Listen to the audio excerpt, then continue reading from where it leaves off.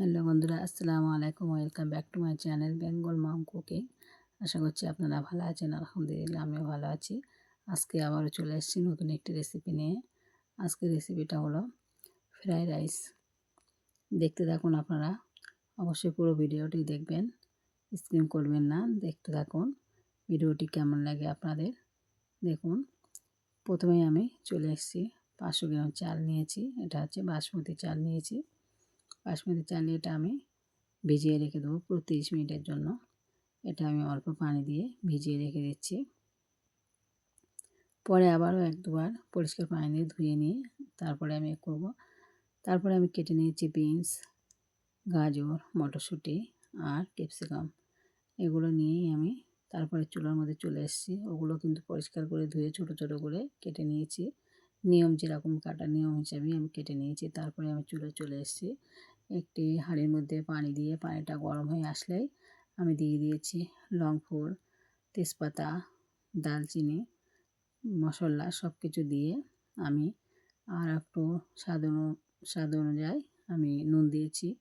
দিয়ে এটা পানিটা আমি ফুটতে দিয়েছি। পানিটা ফুটে গিয়েছে। তারপরে আমি এটা কিন্তু 30 মিনিটের জন্য আমি ভিজিয়ে রেখেছিলাম। তারপরে আমি ভালো করে ধুয়ে চালটার মধ্যে ঢেলে দিয়েছি।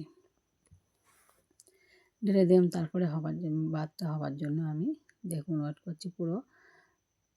দেখুন, নাড়াচাড়া দিয়ে আমি এটা ঢাকনা দিয়ে রেখে দেবো পুরো 10 থেকে 15 মিনিটের জন্য আমি রেখে দেবো ঢাকনা। যেহেতু চালটা ভিজিয়ে রাখা ছিল, বেশি টাইম লাগবে না। এটা কিন্তু বাসমতি চাল যত ভিজিয়ে রাখবে ততই কিন্তু ভালো হবে। আমি কিন্তু পানির উপর দিয়ে একটু আধখানা লেবু দিয়েছি আর অল্প একটু সাদা তেল দিয়েছি, রান্নার তেল। সাদা তেলটা দিয়েই, ওটা দিলে কিন্তু ভাতটা পুরো ঝরঝরে হয়। লেবুর রসটা দিয়েছি, আধখানা লেবুর রস দিয়েছি।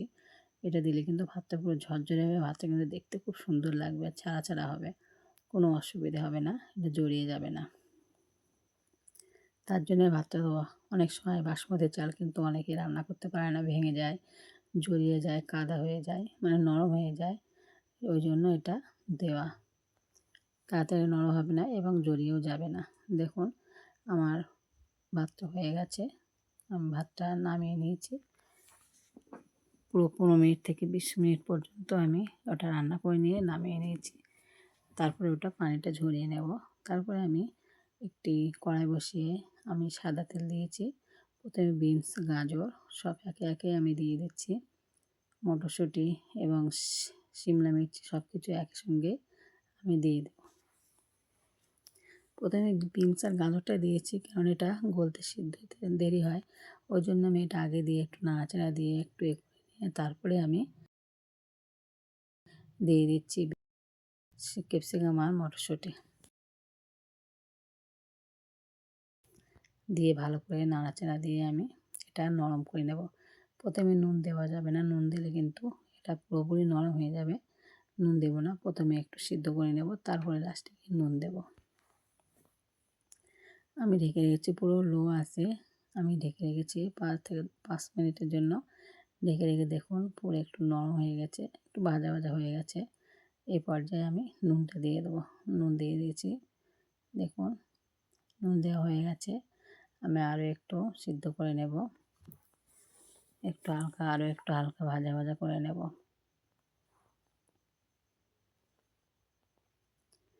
আপনারা এইভাবে বাড়িতে বানিয়ে দেখবেন, ট্রাই করে দেখবেন, খুব সুন্দর লাগবে খেতে। খুব সহজ পদ্ধতিতে বানানো এটা। দেখুন, তারপরে ওটা ভাজা ভাজা হয়ে গেছে। আমি এই পর্যায়ে ভাতগুলো ঢেলে দিয়েছি। পুরো কিন্তু ভাতটা রেডি করে নিতে হবে আগে। এটা কিন্তু পরে কিন্তু আর এটা জাল করা যাবে না, জাল করলে কিন্তু এটা জড়িয়ে যাবে। আমি একদম লো ফ্লেমে দিয়েছি। লো ফ্লেমে দিয়ে কিন্তু এটা আমি ভেজে নিচ্ছি হালকা করে। তারপরে কিন্তু এর মধ্যে একটু চিনি দিয়েছি। চিনিটা দিলে কিন্তু একটু টেস্টটা ব্যালেন্সটা ঠিক করে। ব্যালেন্সটা ঠিক করার জন্য কিন্তু আমি চিনিটা দিয়েছি। তারপরে আমি একটু মশলার গুঁড়ো, এলাচের গুঁড়ো ছড়িয়ে দিয়েছি, এটা সেন্ট হওয়ার জন্য। খুব সুন্দর একটা সেন্ট বার হবে। আর এটা চিনিটা দিলে একটু মিষ্টি মিষ্টি লাগবে, সুন্দর লাগবে খেতে। আপনার কে কে এরকম বানিয়ে খেয়েছেন অবশ্যই জানিয়ে রাখবেন, কমেন্ট করে জানাবেন। আমার ভিডিওটি যদি ভালো লেগে থাকে আপনারা লাইক, কমেন্ট, শেয়ার, সাবস্ক্রাইব অবশ্যই করবেন। আর কমেন্ট করে জানাবেন যে ভিডিওটি কেমন লাগলো, আর আমার পাশে থাকবেন।